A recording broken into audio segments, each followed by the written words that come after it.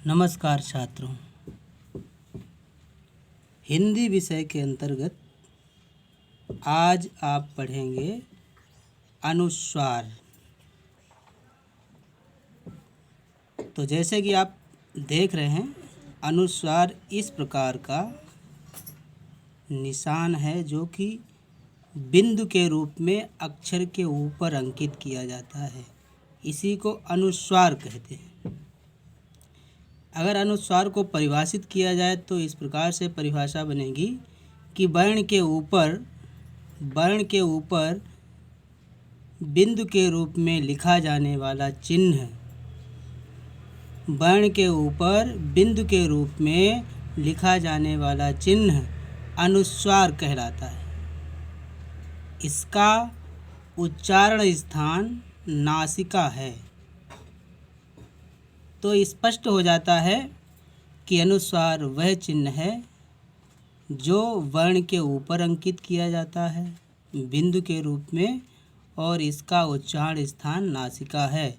अर्थात इसे नासिका से ही उच्चरित किया जाता है। जब आप अनुस्वार बोलेंगे तो ध्वनि नासिका से ही उत्पन्न होनी चाहिए। इसके अतिरिक्त अगर ध्वनि मुंह से निकलती है तो यह उच्चारण अशुद्ध माना जाएगा। उदाहरण के लिए आप अनुस्वार को जब बोलें तब आप कुछ इस प्रकार से बोलेंगे: अंग, भंग, रंग, संग। तो आपने शब्दों को सुना, तो इससे आपको विदित होता है कि आवाज़ जो है, जो अनुस्वार की आवाज़ जो है वो नासिका से ही उत्पन्न होती है। तो आप देखेंगे अनुस्वार के प्रयोग, अर्थात अब आप ये देखेंगे कि अनुस्वार कितने तरह से प्रयोग किया जाता है। तो अनुस्वार का जो पहला प्रयोग है मैंने यहाँ पर अंकित किया है। पंचमाक्षर के रूप में अनुस्वार का प्रयोग, अर्थात हम कह सकते हैं कि जो पांचवा अक्षर होता है उसके स्थान पर अनुस्वार का प्रयोग किया जाता है। अब ये पांचवा अक्षर कौन सा है ये जानने के लिए मैं आपको बता देना चाहता हूँ कि हिंदी वर्णमाला में जो वर्ग होते हैं, जैसे क वर्ग होता है, च वर्ग होता है, ट वर्ग होता है, त वर्ग होता है और प वर्ग होता है। ये 5 वर्ग होते हैं। प्रत्येक वर्ग में 5-5 अक्षर होते हैं। तो इन्हीं 5 अक्षरों में से जो अंतिम अक्षर है, अर्थात 5वां जो अक्षर है, उसे ही हम पंचमाक्षर कहते हैं। और ये जो है वर्ण नासिक्य होता है, अर्थात इस वर्ण का उच्चारण स्थान नासिका से किया जाता है। अब होता क्या था कि संस्कृत वर्णमाला में ये प्रचलन था, संस्कृत के व्याकरण में ये नियम था कि अनुस्वार ध्वनि उत्पन्न करने के लिए पंचमाक्षर को अर्ध रूप में लिखा जाए। लेकिन हिंदी व्याकरण के नियम उससे कुछ भिन्न हैं, थोड़े से पृथक हैं, जिसको समझने के लिए मैंने यहाँ पर उदाहरण दिए हैं। तो यहाँ पर क्या था कि पंचमाक्षर आधा लिखा जाता था, तब शब्द सही माना जाता था। लेकिन हिंदी वर्णमाला में उसे बदल करके अब जो 5वां अक्षर था उसके स्थान पर अनुस्वार लिखा जाता है। अर्थात अब यहाँ पर जो है ये अनुस्वार जो है, अर्थात ये जो बिंदु है, ये पंचमाक्षर का काम करता है। तो इसीलिए मैंने कहा पंचमाक्षर के रूप में अनुस्वार का प्रयोग। यहाँ पर जो प्रयोग हो रहा है अनुस्वार का, वो पंचमाक्षर के रूप में हो रहा है, या इसे यूँ भी कह सकते हैं आप कि 5वें अक्षर के बदले में इस अनुस्वार का प्रयोग हो रहा है। जैसे कि आप देख पा रहे हैं शब्द है खंड।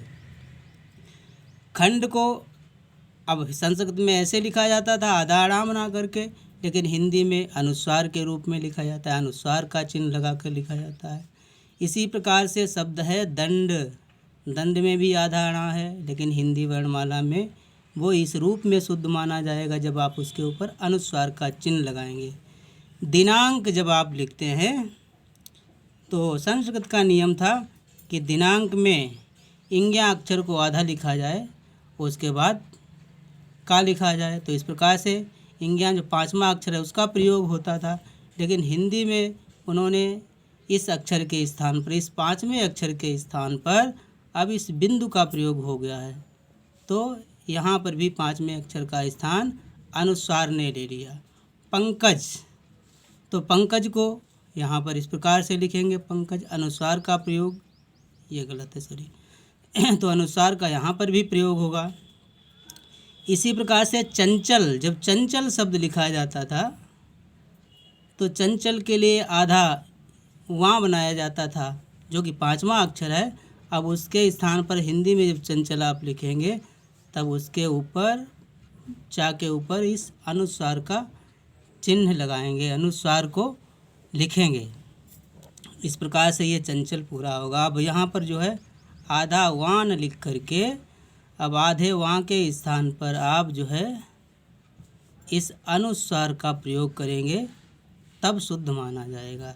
तो यहाँ पर भी 5वें अक्षर का स्थान इस अनुस्वार ने ले लिया। इसी प्रकार से हिंद, हिंद जब लिखेंगे तब आपको आधा ना लिखना होता था, पहले की संस्कृत के व्याकरण के अनुसार लिखते तो, लेकिन हिंदी व्याकरण में अब इसके ऊपर आधा नान लिख करके इसके साथ में, बल्कि इसके ऊपर अब एक अनुस्वार का प्रयोग करना है। तो इस प्रकार से आपने देखा कि यहाँ पर भी 5वें अक्षर का स्थान जो है अनुस्वार ने ले लिया है। इसी प्रकार से एक दो एग्जाम्पल और हैं, आप देख लीजिए। चंदन, तो चंदन में भी आधा ना लिख करके ही चंदन लिखा जाता था, चूँकि ना जो है 5वां अक्षर है। अब इसीलिए 5वां अक्षर होने के कारण अब ना को न लिख करके आप हिंदी में, हिंदी व्याकरण में, हिंदी भाषा में जब लिखेंगे तब उसके ऊपर अनुस्वार का प्रयोग करेंगे। ऐसे ही शब्द है अंजलि, अंजलि ऐसे संस्कृत भाषा में लिखा जाता था और इसे तब शुद्ध माना जाता था, लेकिन अब आप इसे ऐसे लिखेंगे, चूँकि अब ये नियम है कि अब आप 5वें अक्षर के स्थान पर अनुस्वार का प्रयोग करेंगे। इसी प्रकार से शब्द है अंक, जिसे आप इस रूप में लिखेंगे। तो उम्मीद है, मैं ये समझता हूँ कि आपको यहाँ तक क्लियर हो गया होगा कि 5वें अक्षर के स्थान पर अनुस्वार का प्रयोग किया जाता है। धन्यवाद।